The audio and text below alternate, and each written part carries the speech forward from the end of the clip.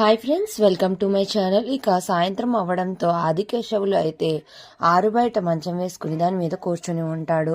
కానీ నిద్రపోకుండా అలాగే చూస్తూ ఉంటాడు. ఇక అప్పుడే అతని అంతరాత్మ బయటికి వస్తుంది. వచ్చి ఆదికేశవులని ప్రశ్నిస్తూ ఉంటుంది. నువ్వు ₹1,00,00,000 ఇచ్చి మరీ నీ కూతురికి పెళ్లి చేశావు. పైగా నీకంటూ ఆధారం ఉన్న నీ పొలాన్ని మొత్తం అమ్మేశావు. దానికి ప్రతిఫలంగా ఏమి మిగిలింది? నీ కూతురు కన్నీళ్లు తప్ప.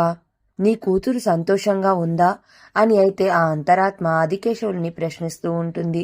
దానికి ఆదికేశవులు సతమతమైపోతూ, నా కూతురు సంతోషంగా ఉండాలనే నేను అంతా చేశాను. కానీ నా కూతురు సంతోషంగా లేకపోతే నేను ఎవ్వరిని వదిలిపెట్టను వదిలిపెట్టను వదిలిపెట్టను అని గట్టిగా అరుస్తూ ఉంటాడు. ఇక అప్పుడే అతని భార్య అయితే అక్కడికి వస్తూ, ఏవండి ఏవండి అని అడుగుతూ ఉంటుంది. ఎందుకండి అలా అరుస్తున్నారు, ఏం జరిగింది అని అతని భార్య కంగారు పడుతూ ఉంటుంది. ఇక అప్పుడే ఆదికేశవులు తన మనసులో ఉన్న బాధనంతా, తన కంగారు అంతా ఏంటి అనేది వాళ్ళ భార్యకి చెప్తూ ఉంటాడు. మరో పక్కన లక్ష్మి అయితే పడుకోకుండా బెడ్ మీద కూర్చుని తెగక ఆలోచిస్తూ బాధపడుతూ ఉంటుంది. ఇక వాళ్ళ నాన్న తనని ప్రశ్నించిన మాటలు అన్ని గుర్తుకు వస్తూ ఉంటాయి. అమ్మా లక్ష్మి, మీ ఆయన ఏ విషయాలు నాకు చెప్పట్లేదేంటమ్మా? అసలు మీ అత్తమామలు ఎవరు? వాళ్ళని కనీసం నేను ఎప్పుడూ చూడలేదు.